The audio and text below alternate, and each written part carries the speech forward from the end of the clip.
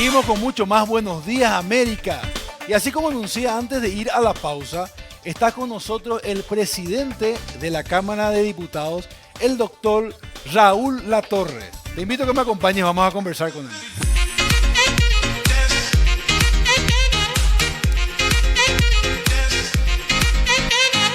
Doctor, ¿cómo le va? Muy buenos días.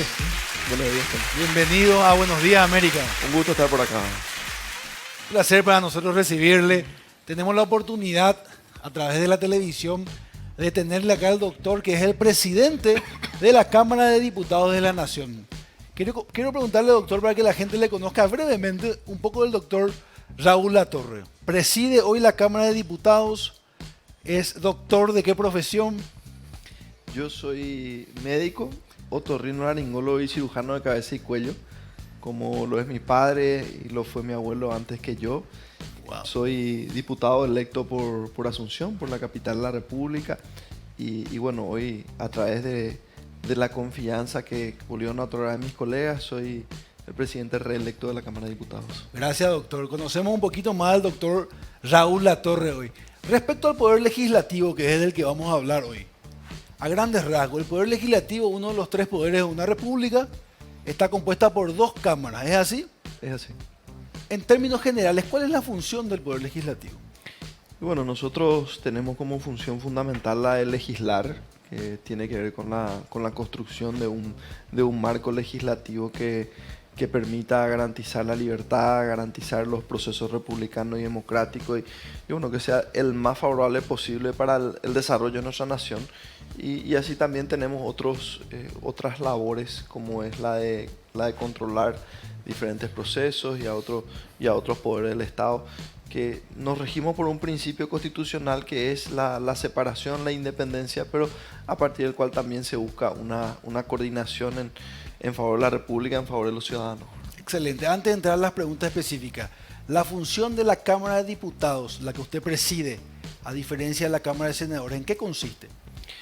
Bueno, nosotros tenemos un sistema bicameral, nuestra Constitución plantea un sistema bicameral en el Poder Legislativo y amén de cuál puede hacer la Cámara proponente o revisora, porque eso, más allá de la naturaleza de la Cámara, tiene que ver con quién presenta el proyecto o por dónde ingresa. Existen determinadas funciones diferenciadas, como son la responsabilidad sobre la intervención de los municipios, por ejemplo, que es una facultad única de la Cámara de Diputados, así como determinadas elecciones o dar el acuerdo constitucional para determinados espacios, como más bien tiende a ser una naturaleza de la Cámara de Senadores. Pero yo creo que el espíritu fundamental de que existan dos cámaras es que las leyes puedan ser revisadas. Se habla de que hay una Cámara proponente, que es por donde entra el proyecto, donde se presenta el proyecto de ley, y una vez aprobado este proyecto pasa a la Cámara revisora, en el espíritu de evaluar, de perfeccionar o bueno, de que este proyecto sea rechazado si las circunstancias o si lo que más conviene al país así lo amerita. Y a partir de ahí pasa al Poder Ejecutivo en lo que vendría a ser las posibilidades que tiene el Poder Ejecutivo de aprobar y promulgar o de plantear una objeción parcial o total, el famoso veto. Excelente. De esta manera nos instruimos un poco. Creo que la ciudadanía, en la medida que adquiera información, puede ingerir de mejor manera en su sociedad. ¿Es así? Bueno, queremos ir a la primera pregunta, si le parece, y después van a participar mis compañeros de mesa también en esta conversación. Con mucho gusto, Salim. Bueno, el primer tema, que es el tema del momento, que nos gustaría tener su opinión, es lo que tiene que ver con el hambre cero. Aparentemente el proyecto de ley del hambre cero es una mejora. Estuvo con nosotros días pasados el señor ministro de Educación y estuvo comentando, ¿no?, en qué consiste. Pareciera ser un proyecto con mucha razón de ser, con una causa bella, y sin embargo es objetado en muchas partes de la sociedad, por muchos sectores de la oposición principalmente. Entonces nos gustaría escuchar un poco su opinión con respecto a eso. Bueno, mira, Hambre Cero nosotros consideramos que es un proyecto de transformación. Tiene que ver con el escaso índice de alimentación escolar que existe. No alcanza los 2 dígitos. Y la búsqueda o el planteamiento de universalizar. Para nosotros es una tremenda injusticia que un país que tiene poco más en el cual se produce alimento para poco más de 100 millones de habitantes, teniendo solo 6 millones de habitantes dentro del Paraguay, existan niños que pasan hambre. O sea, hoy Paraguay es una de las soluciones para el hambre del mundo. Sin embargo, no podemos terminar de abastecer de que ese alimento de calidad y sostenemos la calidad de los alimentos del Paraguay pueda llegar a nuestros niños. Hambre cero tiene que ver con eso, tiene que ver con proteger un derecho universal, un derecho fundamental en nuestros niños y también tiene que ver con fortalecer la educación. Todos entendemos a la educación como un pilar del desarrollo, como un pilar de la construcción de un futuro mejor para nuestra nación, para los ciudadanos, pero también tenemos que hablar de que existen índices altos de deserción escolar. Está probado de que la alimentación escolar disminuye la deserción, o sea, lo que genera mayor permanencia, que los chicos queden en la escuela, en los colegios y a partir de ahí puedan recibir la educación que necesitan. Esa es la lógica de construcción de Hambre Cero. Es un proyecto transformador y por supuesto que es natural que con este tipo de proyectos transformadores se genere un debate importante que bueno, también es sano dentro de una democracia y una república. Palabras contundentes del doctor Raúl Latorre. La importancia de la democracia, conversar, a veces disentir, es parte de este proceso. Quiero invitar con su permiso a esta conversación a mi compañero de mesa, Diego Martínez, contigo. Presidente, buen día. ¿Es posible desbloquear la postura del Congreso de los Estados Unidos a esta cuestión de dejar sin efecto lo que aprobó la presidencia de ese país en cuanto a la carne paraguaya? ¿Es posible? Sí. ¿Es fácil? No. Nosotros, bueno, la verdad que vimos con mucha alegría, Diego, cuando después de un trabajo técnico de más de 25 años, un trabajo que tuvo el impulso fundamental del sector privado, llegando a una altísima calidad en materia de producción, en materia de nuestra carne, y con una política pública que trascendió gobiernos, que trascendió partidos, logramos, y este fue un gran triunfo para el Paraguay, la habilitación de los Estados Unidos para la importación de carne paraguaya. Esto tenía dos impactos muy importantes. Primero, lo que íbamos a vender de manera directa a los Estados Unidos, que tiene una población importante, y por otro lado, la certificación de calidad que esto implica y la apertura, la llave en la que se convierte para otros mercados a nivel internacional. Lamentablemente, dentro de una coyuntura electoral, porque tenemos que hablar de eso, hay elecciones en los Estados Unidos en este noviembre, elecciones presidenciales, donde también se renueva una parte importante de sus autoridades, surge un planteamiento en el Senado de los Estados Unidos para revocar esta resolución que había tomado el Ejecutivo, por decirlo de alguna manera, en base a criterios técnicos, porque eso es lo que hay que entender. La habilitación de la carne paraguaya se dio en base a un proceso y a criterios técnicos. Eso pasó a la Cámara de Representantes. Por supuesto, inmediatamente empezamos con las gestiones buscando revertir esa resolución.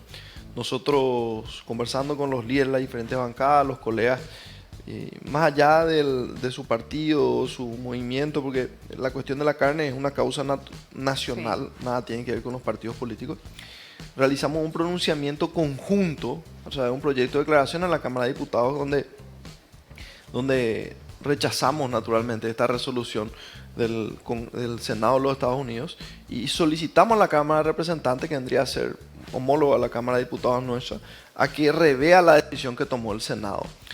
Nosotros compartimos una reunión con representantes justamente de la Comisión de Asuntos Internacionales de la Cámara de Representantes, específicamente hemisferio occidental, nuestro hemisferio entre paréntesis, en la Embajada Americana, donde le presentamos una copia traducida de esa declaración y le solicitamos a las gestiones pertinentes en ese sentido. Sí.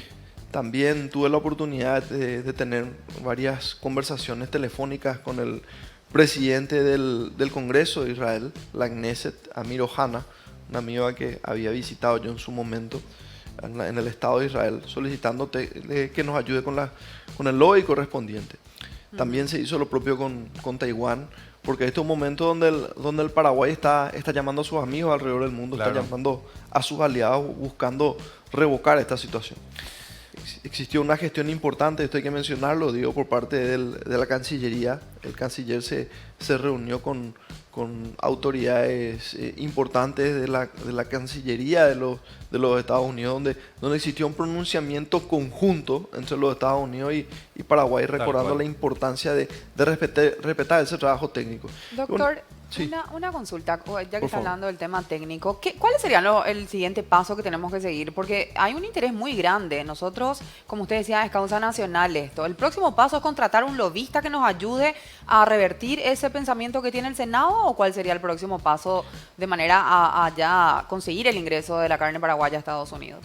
Sí, de hecho que estamos sosteniendo también un diálogo fluido y reuniones con el sector privado y se planteaban una serie de estrategias.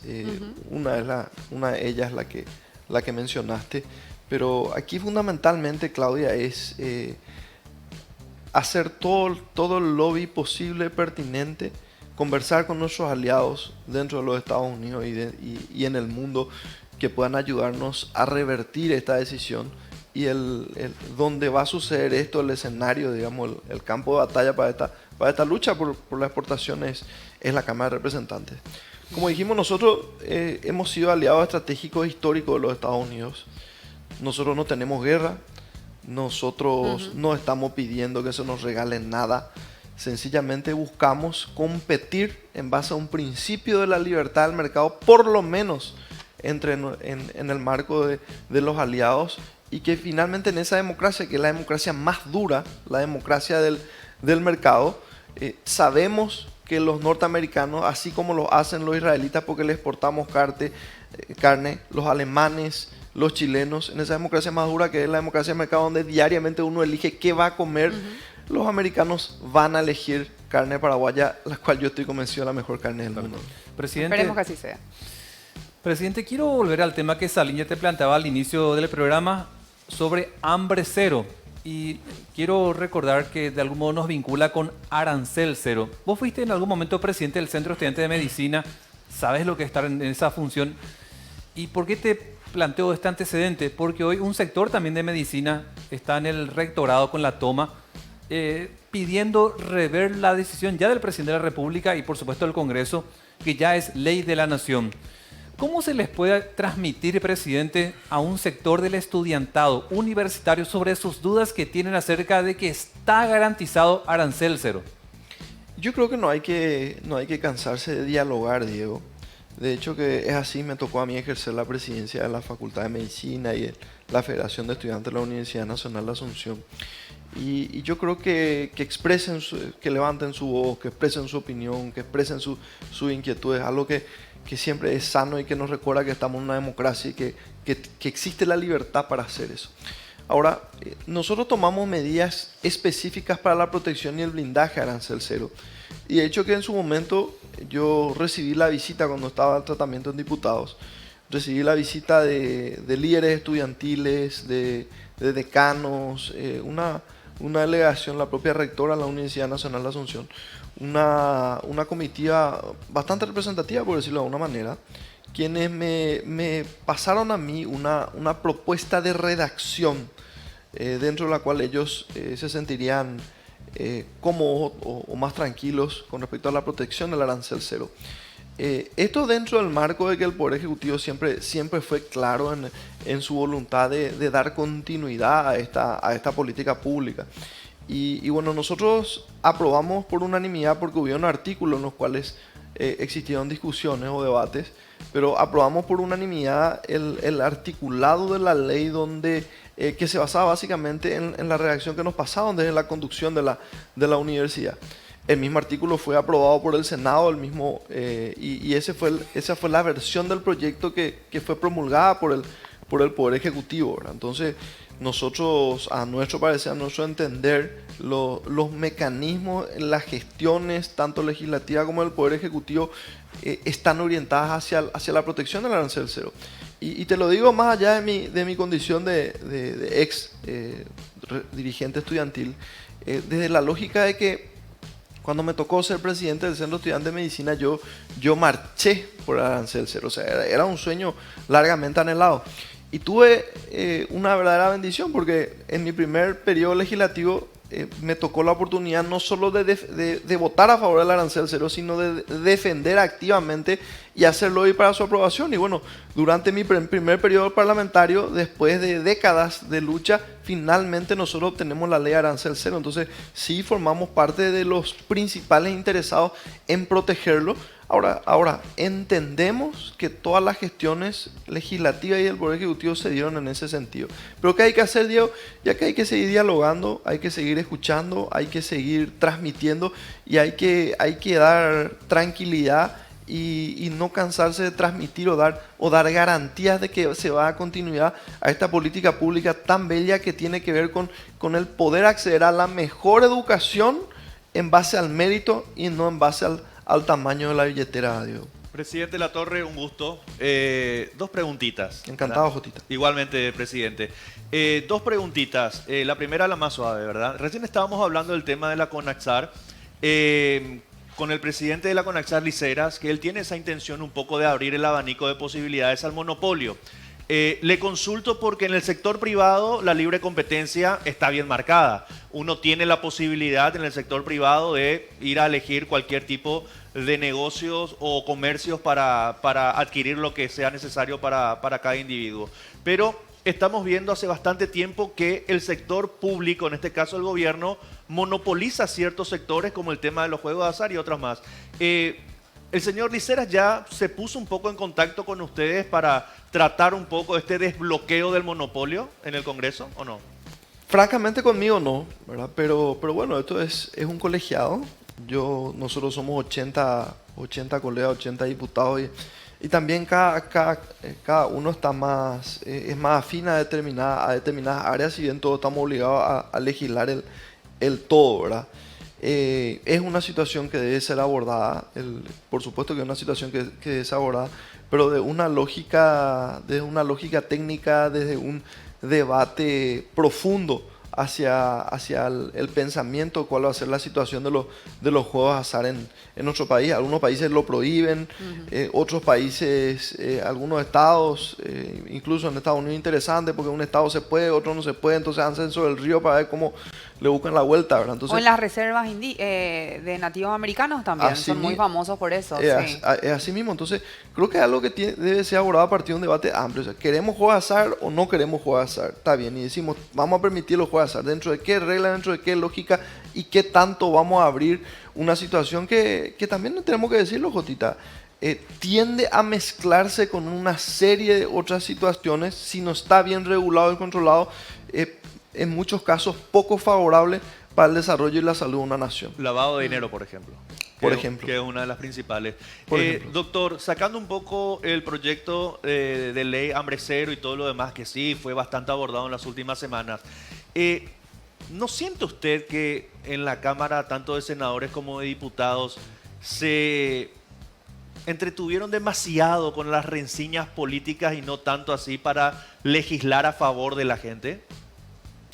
Con respecto a Hambre Cero.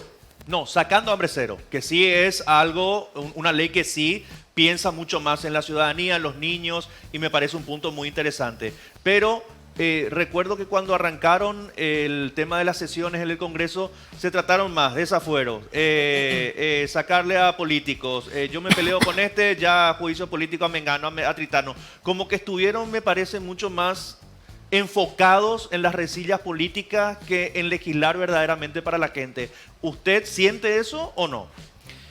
Y mira, Jotita, yo siempre fui un respetuoso de la naturaleza bicameral del Congreso y de hecho que empezábamos hablando de eso, ¿verdad? Voy a hacer laboraje desde la Cámara de Diputados, que es la Cámara que me compete, por decirlo de alguna manera. Y en ese sentido, la verdad que nosotros no hemos tenido ni un juicio político a nadie este año, ni el año anterior en la Cámara de Diputados. O sea, de que empezó este periodo, tratamos un solo desafuero, que fue el de un colega que solicitó su desafuero. Ni siquiera fue motivo de debate porque empezaba la sesión y dice, bueno, yo Yo considero que el fuero no está para blindar, el fuero está para protegernos en el ejercicio de nuestra actividad parlamentaria. Entonces yo le pido a mis colegas que voten por mi desafuero. Y fue una cuestión que duró, francamente no duró más de 5 o 6 minutos. Entonces en la Cámara de Diputados eso no sucedió, ¿verdad? Pero sí, yo creo importante lo que está diciendo Jotita, porque desde que empezó mi labor legislativa, ya en mi primer periodo parlamentario, este es mi segundo, yo siempre fui claro con los ciudadanos, con mis compañeros, de que yo no venía para el circo, yo no venía para la rencilla, yo no venía para el show. Hice todo y hago todo lo que puedo para evitar el circo y el show en la Cámara de Diputados en ese sentido, y creo que medianamente estamos teniendo éxito, y que la idea es, si me permitís cerrar esta frase porque creo trascendental, a nosotros nos eligieron para solucionar los problemas de la gente. Que sea más fácil llegar a fin de mes, que sea más fácil estudiar, que la familia esté tranquila cuando el familiar, el papá, la mamá, el hijo, la esposa, el esposo vuelva del trabajo, que tengan la tranquilidad de que no le van a asaltar, que pueda ser más fácil acceder a una educación escolar básica. Ese es el espíritu y el motivo por el cual fuimos electos, y yo trato de honrar eso. Y siempre fui claro en esa situación. Entonces estoy 1000% de acuerdo contigo de que tenemos que cortar los circos, tenemos que cortar las peleas dentro de la dinámica política que a nadie le interesa, y tenemos que ocuparnos de los problemas de la gente, que es lo que tratamos de hacer. Presidente, Mauricio Espínola debe ser desaforado en diputados como Mario Abdo en el Senado. Y mira, yo soy del siguiente pensamiento, ¿verdad? Porque hay un debate ahí, Diego. Y el debate es interesante lo que está pasando ahora, ¿verdad? Porque como que hay siempre hubo un paradigma comunicacional, y de repente cambia la posición de varios medios importantes de comunicación en ese sentido. Hay un debate. ¿Para qué es el fuero? Está lo que yo pienso, que el fuero está para protegernos en nuestra labor parlamentaria. Porque cada vez que nosotros levantamos la mano en ese lugar, afectamos muchos intereses. Entonces, para que no te demanden, ¿verdad? O para que no te manden preso porque votaste algo que no le convenía a X persona, ¿verdad? Yo pienso así. Y están los que creen que el fuero trasciende esa situación. O sea, que el parlamentario está blindado de la justicia, de cualquier acto de justicia haya cometido dentro o fuera de su periodo. Yo no pienso así. Y que nosotros tenemos que ser jueces del proceso de justicia. O sea, el Parlamento tiene que decidir, pero vamos a ver si me parece que así, para mí que hizo bien este juez de fiscal, entonces a este le voy a desaforar. Yo no soy juez del proceso de justicia. El Parlamento no es juez de un proceso de justicia. Para Raúl Latorre, ¿verdad? Y bajo esa lógica, Diego, todos tenemos que ser desaforados. No quiero referirme a un colega en particular. Si Dios no quiera, el día de mañana llega un pedido de desafuero para Raúl Latorre, Raúl Latorre va a levantar la mano, como hizo el colega del que estábamos hablando, y va a pedir su desafuero, y va a buscar que defenderse en la justicia como todos los paraguayos. Esa es mi posición, ¿verdad? Palabras claras. Creo que el doctor Raúl Latorre está demostrando una serenidad al hablarnos, nos está mostrando la apertura que tiene para hablar de diferentes temas. Se lo siente un hombre muy demócrata en su forma de conversar. Doctor, muchas gracias, Salim. Hablando un poquito porque le tocamos temas diversos, cabe aclarar a la teleaudiencia que fueron temas naturales que fueron saliendo, que él nos seleccionó los temas. Entonces eso demuestra la apertura que usted tiene para la ciudadanía. Sumándome un poquito, ¿cuál es el análisis que usted tiene respecto a la situación política actual? ¿Le parece que de repente hay como una elección mediática de ciertos temas que hace que la ciudadanía vea como que hay demasiados problemas constantes en el Congreso? Yo estaba reflexionando mientras usted hablaba que quizás nosotros no tenemos toda la agenda de los temas que se tocan en las cámaras, ¿verdad? Y por lo tanto, mediáticamente uno ve que se toca este problema, este escándalo, y uno creería que son esos los únicos temas que se tratan.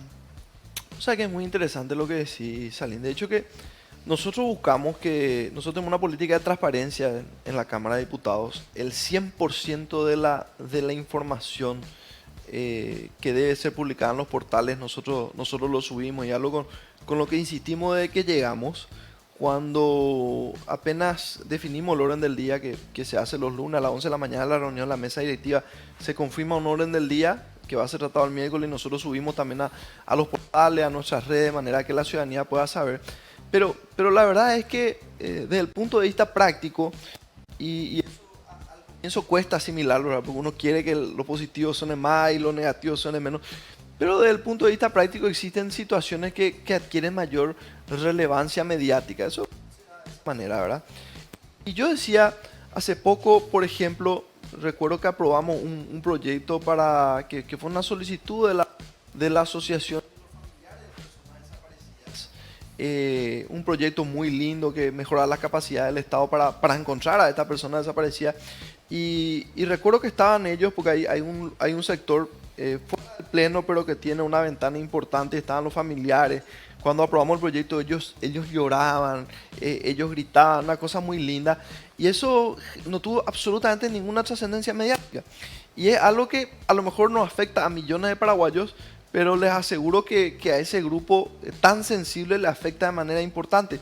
Pero bueno, es parte de la dinámica que a nosotros nos toca aceptar, y también es un desafío para nosotros buscar comunicar, en nuestra responsabilidad, buscar comunicar también los aciertos que tenemos o las medidas correctas que tomamos para con la gente, ¿verdad? La importancia de escuchar todas las campanas, fundamental en una democracia. Doctor Raúl Latorre, con respecto al Recutú, ¿qué proyectos piensan encarar desde el 1 de julio? Con respecto a nuestro Recutú en la presidencia. Bueno, entonces, en primer lugar, yo al hablar de eso, yo no puedo dejar de agradecerles a mis colegas por la oportunidad que me dieron, por la confianza que me otorgaron.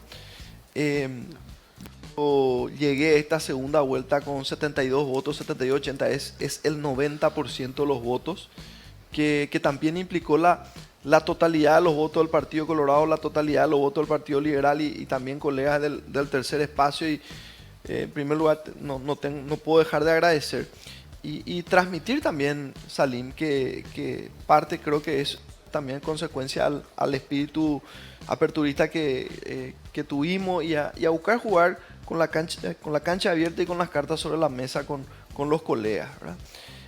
Proyectos específicos nosotros tenemos por un lado, desde la lógica administrativa, por decirlo de alguna forma. Nosotros estamos lanzando un concurso de mérito y actitudes para 50 jóvenes a lo largo y ancho de la República. Eso se va a producir este mayo, probablemente a fines de mayo, buscando establecer el mérito como un canal también para el ingreso a contribuir a fortalecer los cuadros de la Cámara de Diputados, y que la experiencia y conocimiento técnico de estos jóvenes paraguayos ayude a tomar mejores decisiones y a crear leyes que aceleren la velocidad del progreso de nuestra nación. También nosotros entendemos la necesidad, por un lado, de seguir fortaleciendo todo lo que tiene que ver con el marco de seguridad.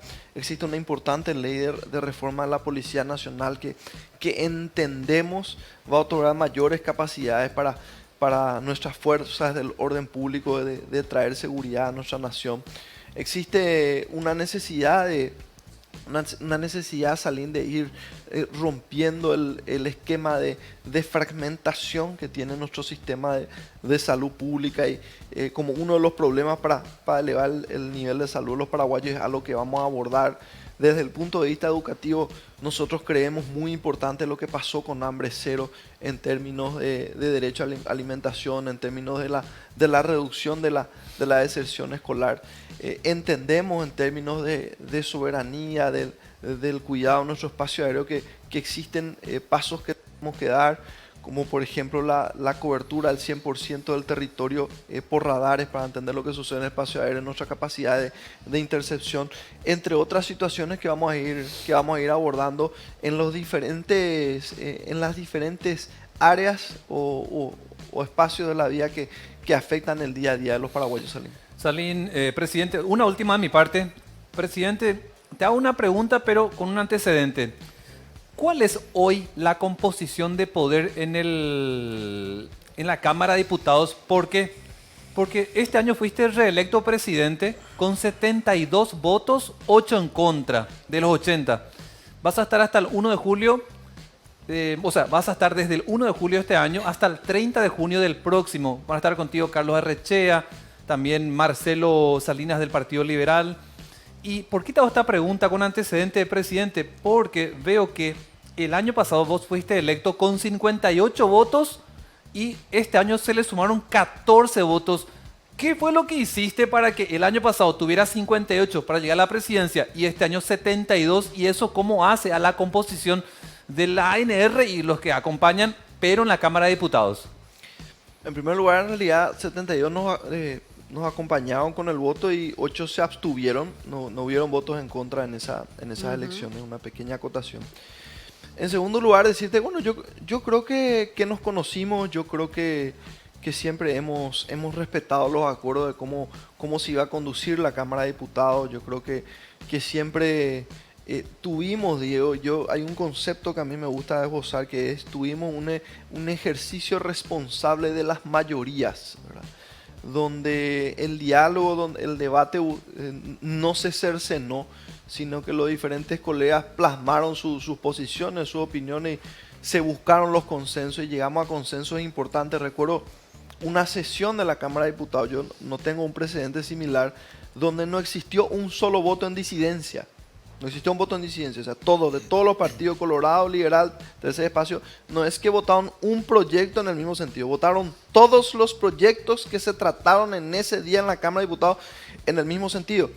Y eso tiene que ver con una madurez por parte de varios de los colegas que están en los diferentes espacios políticos y también con un espíritu aperturista del Pleno de la Cámara de Diputados. Y yo creo que eso fue un poco lo que primó en el resultado electoral. No obstante, sí, esto hay que decirlo, Diego, la cuestión aquí hay un mito de la aplanadora colorada, que todo tira, pasa por encima. En realidad acá la cosa es tema por tema. En algunas cuestiones se generan grandes consensos, en otras cuestiones demoran más, en otros casos las mayorías son ajustadas. Finalmente depende del tema y de la posición que asuman los colegas de los diferentes espacios políticos de representación con respecto a ellos, ¿verdad? Doctor Raúl Latorre realmente nos demostró una apertura muy clara, se lo ve un hombre bastante demócrata, con una apertura a la escucha muy importante, escucha plenamente los conceptos que uno le pregunta. Me parece que eso es algo muy bueno, un señorito muy bueno. Le deseamos lo mejor y le agradecemos por estar aquí con nosotros hoy. Gracias, doctor. Un gusto de ya compartir con usted y con todo el equipo Salim. Muchísimas gracias por la invitación y éxitos con el programa.